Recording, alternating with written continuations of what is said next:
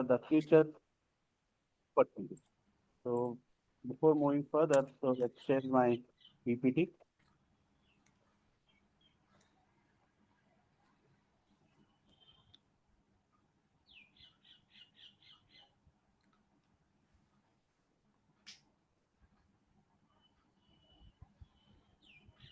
So is my screen is visible, sir? Basha sir? Yes, sir. Yes, sir. Yes, sir. Visible, sir. Thank you for being here, sir. So my session topic is machine learning and deep learning techniques for smart smart IoT applications. So in these sessions, mainly I'm going to talk about the fundamentals of the IoT applications, real world applications of the IoT applications, research directions, and future opportunities. So my presentations flows like this, that is introduction to IoT, machine learning in IoT, deep learning in IoT, edge AI and tiny ML, security and privacy. And finally, I'm going to close the session by discussing about the few points regarding the research directions and the future trends. So whenever we talk about the IoT, so immediately being an EC people, we come to think about the different devices which are interconnected through the network, and each device is going to generate a huge amount of the data. And this data is heterogeneous data, and this data is plays very important role in controlling the IoT applications. As per the research, it is clearly told that by the end of 2030, we may have more than 30 billion IoT devices worldwide. And this IoT device may going to generate a massive heterogeneous data.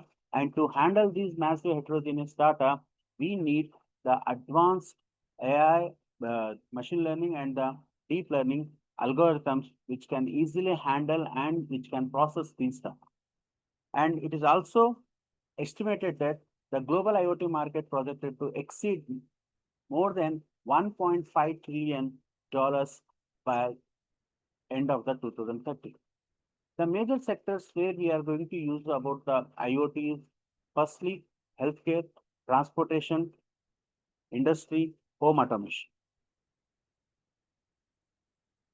IoT has applications in smart homes, cities, agriculture, healthcare, transport, manufacturing. For example, if I talk about the healthcare, we have a nowadays everyone is wearing about the smartwatches. In these smartwatches, we have uh, uh, uh, the sensors which can measure our heart rate, which can measure our walking speed, and based on our heart rate, walking speed, it can calculate how much calories that is burned by ourselves.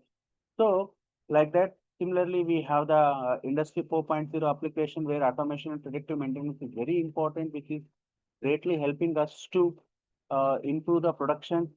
Similarly, nowadays we are talking about the smart homes where we are optimizing the utilization of the electricity in the homes through these IoT devices, not only restricted to the industry, healthcare, smart homes, we move to the next level in the agriculture field also. We are using the smart irrigation, and this smart irrigation is helping us to increase the production.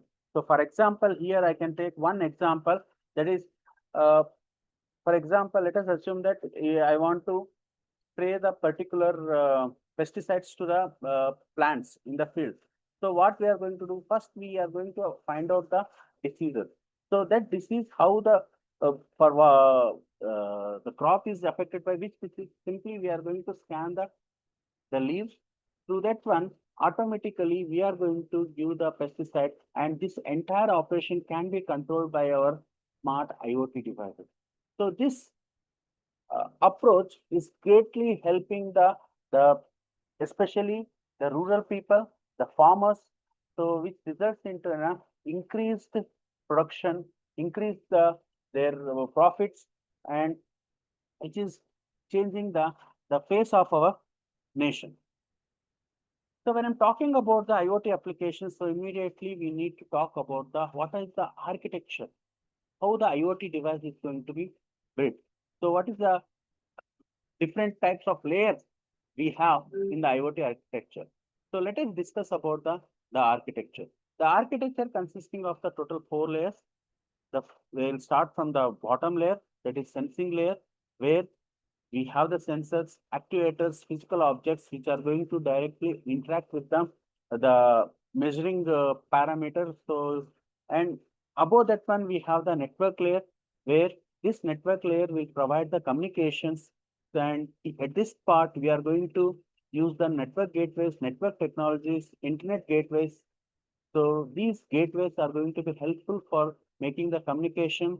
Above this layer, we have the data processing layer, which is going to be the heart of your IoT device. So uh, based on this data processing layer only, your IoT devices is going to take the decision, and it is going to make a proper decision so that the required task is going to be fulfilled. And finally, the application layer, which is going to be end user. So here, if I want to describe about the example with the example means, so sensing layers, I'll go for the same digital watch where the sensor which is below our that watch, which is directly contacting our skin, is going to be a sensing layer. Then after that one, we have the network layer, which is in the watch, and also data processing layer is also within the watch. And these two layers are going to be in the watch. And finally, the application layer, where the user is going to see this the output. For example, if I want to measure the how many steps I've made, that steps count is going to be visible on the screen. So that is going to be your application layer. So like this, that for any IoT devices, the IoT device, it is going to be divided into in these 4 layers. Once again, I'm repeating, that is sensing layer, network layer, data processing layer, application layer.